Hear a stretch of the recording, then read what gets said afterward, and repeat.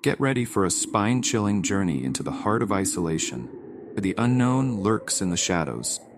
As you dive into this eerie tale, you'll feel the tension rise with every step Sarah and her friends take into the dark, foreboding depths of Blackwood Forest. The story pulls you into a world where silence is more terrifying than noise. Every whisper of wind be something far more sinister. Prepare yourself. Once you start reading, the creeping dread won't let you go. In 2019, the sound of dry leaves crunching under the car tires was the only noise disturbing the stillness of that night. Sarah glanced out the window as the headlights lit up the narrow, winding road that led them into the heart of Blackwood Forest, a remote spot in Oregon where she and her friends planned to camp out. The group, consisting of her boyfriend Mike, and 3 more friends, Emily, Jason, and Nick, were stoked to escape the city's chaos and spend a weekend completely off the grid. By the time they arrived at the campsite, it was nearly midnight.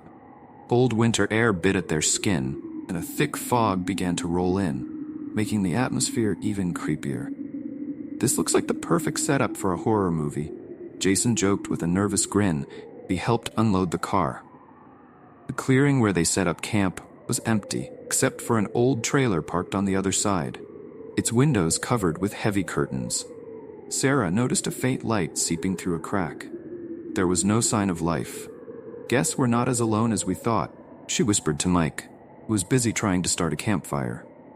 After pitching their tents and getting settled, the group huddled around the fire to warm up. Flames flickered, casting long, distorted shadows on the surrounding trees. Conversation flowed easily, and laughter pierced the silence, but it was soon interrupted by a distant noise. It sounded like something rustling in the darkness. They paused for a moment, exchanging glances of growing curiosity. "Probably just an animal," Emily said, trying to reassure herself and the others. As they tried to relax again, Sarah felt something she couldn't shake off. It was as if they were being watched. Her eyes scanned the dark woods around the campsite, but all she could see were impenetrable shadows. She tried to brush off the feeling, but the unease lingered. Time passed, and one by one, her friends retreated to their tents. Sarah was the last to go in, still uneasy. Mike was already asleep, breathing deeply beside her, but she couldn't shut her eyes. The image of the trailer across the clearing kept popping into her mind. Who was inside? Why did it seem so lonely? Suddenly, she heard soft footsteps, like someone walking barefoot on the dry leaves. She held her breath, trying to pinpoint the source, but the sound stopped as abruptly as it had started. Sarah thought about waking Mike, but before she could move, the tent fabric shifted slightly, as if something or someone had passed too close. She sat up, her heart pounding, eyes wide in the darkness. When she finally convinced herself it might have just been the wind, a faint buzzing sound began to hum, so low it was almost imperceptible. It wasn't a normal forest noise, it was something mechanical, a weird sound that seemed to come from everywhere and nowhere at the same time. Sarah strained to listen, but the sound stopped, leaving only the deathly silence of the forest. She knew there was no way she'd sleep that night. Something was wrong, very wrong, and she feared the mystery of that night had only just begun. The cold of the early morning made Sarah curl up inside her sleeping bag, but the discomfort she felt came from somewhere else. Her thoughts raced, trying to justify what she had experienced that night. Maybe it was just her imagination playing tricks. Still, something deep inside her, a silent intuition, whispered danger was near. Even so, she eventually drifted off, exhaustion overtaking the tension. It was a restless sleep, filled with disjointed, dark dreams she could only recall in fragments, flashes of shadows, indistinct faces, and a whisper that seemed to echo in her mind.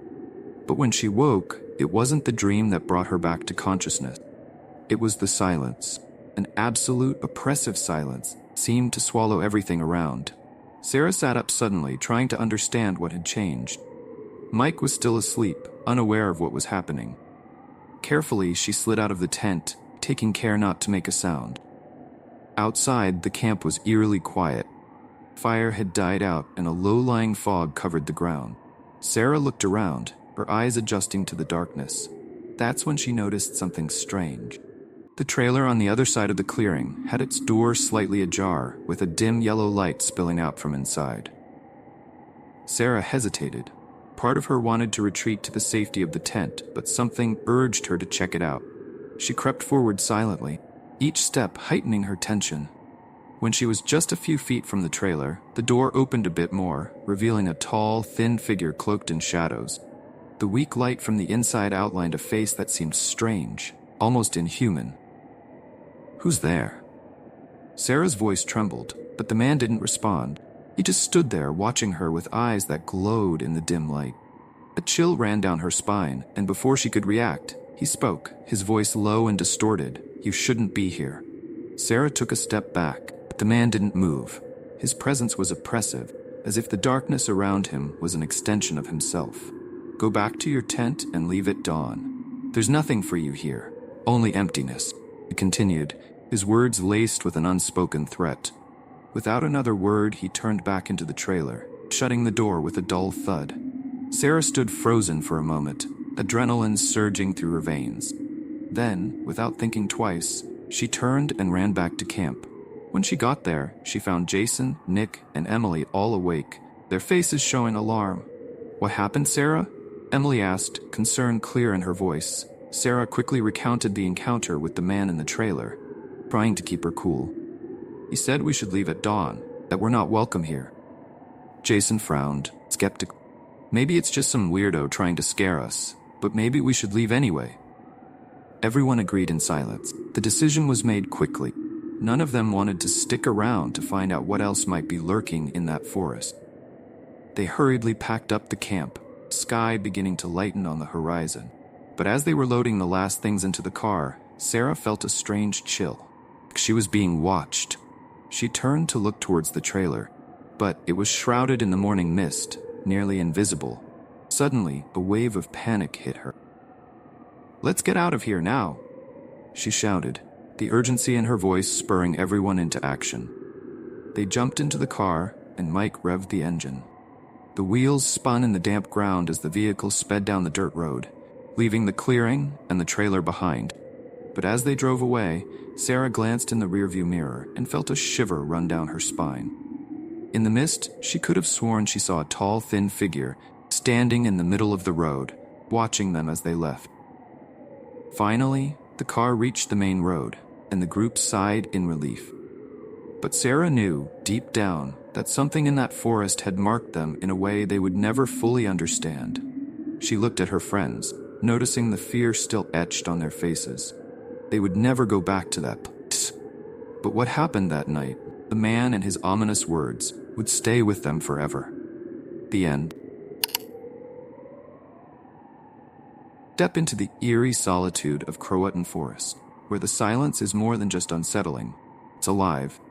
As you follow the narrator's terrifying journey, you'll be drawn into a world where isolation turns to dread, and every whistle in the night hints at something sinister lurking in the shadows. This chilling tale of survival and the unknown will leave you questioning what's real and what's imagined, long after you've turned the final page. It all started with the need to escape. That year, city life was crushing me, and the pressure of daily routines seemed to suffocate my mind.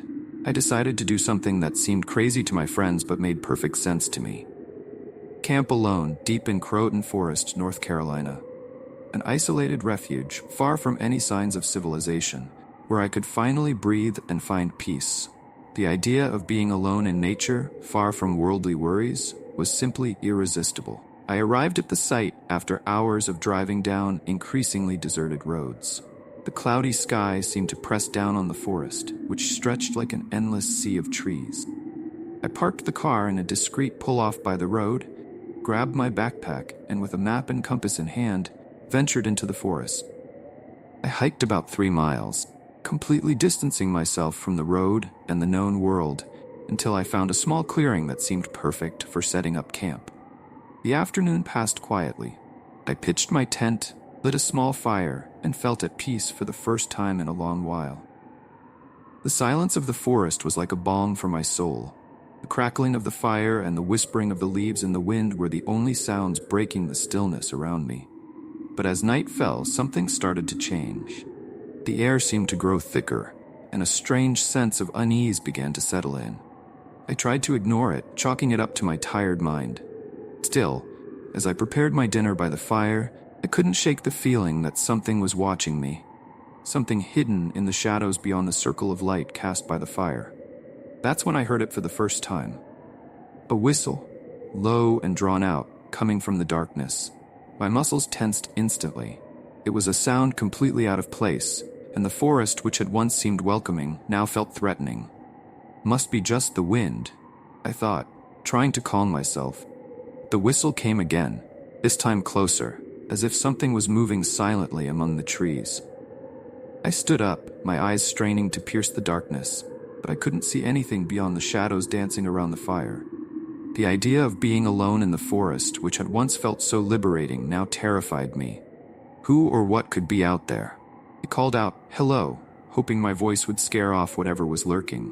But instead, the silence returned, deep and oppressive. I decided it was better to retreat to the tent and wait for dawn to bring back the courage that seemed to have disappeared with the sun. I climbed into the tent and zipped it up, as if that thin layer of fabric could protect me from whatever was out there. The whistle, however, didn't stop. Continued slowly, as if circling the campsite, exploring every corner. I barely slept that night. Every little noise seemed amplified 1,000 times. Every crack in the wood or rustle of leaves made me jump. And the whistle, constant, haunted me until exhaustion finally overcame fear and I drifted into a restless sleep. I woke at dawn, exhausted and still foggy from the events of the night before. I cautiously stepped out of the tent, and when I looked around, I noticed something that made my blood run cold. On the ground around the camp, there were footprints. Not animal tracks, boot prints, human, circling my tent over and over. I swallowed hard, my heart racing. This wasn't normal. Who had been walking around my camp during the night? And why? I decided not to stay and find out. Quickly and nervously, I began packing up the camp, stuffing everything back into my backpack as fast as I could. But as I packed the last items, I heard that sound again. The same whistle that had disturbed me the night before. Same whistle that had disturbed me the night before. Only this time, it was different. Louder, more insistent, and closer. I didn't wait any longer. I grabbed my backpack and started walking quickly back to the road, trying to control the rising panic. The forest seemed never-ending, and the whistle, now unmistakable and terrifyingly human, followed me, drawing nearer and nearer. When I finally saw my car in the distance, I sprinted with all my strength. I jumped in, slammed the door, and started the engine with trembling hands. The whistle, that awful, disturbing sound, seemed to be right behind me. I sped down the dirt road, only breathing easy when I finally hit the pavement. I didn't look back. I just kept driving until I found a motel by the roadside, where I locked myself in the room and stayed awake until dawn, the sound of that whistle still echoing in my mind. Time passed. The fear of that weekend never left me. That whistle, footprints in the snow, and the inescapable feeling of being watched. I knew I needed to understand what had really happened, so weeks later, I decided to return to the forest. But this time, I wouldn't go alone. I invited a friend, Sam, who was a forest ranger, to join me. I explained everything that had happened, and he agreed to help me investigate. We arrived at Croatan Forest on a cloudy day, and I felt tense but determined to face my fears. We hiked to the spot where I had camped, now covered by a thin layer of fresh snow. The place looked different, but still carried that sense of desolation I remembered. Sam examined the area carefully, but found nothing out of the ordinary. No sign of what had terrified me before. But as we were heading back, Sam noticed something odd. About 100 meters from the camp, in the middle of the forest, there was an old cabin, almost completely overgrown.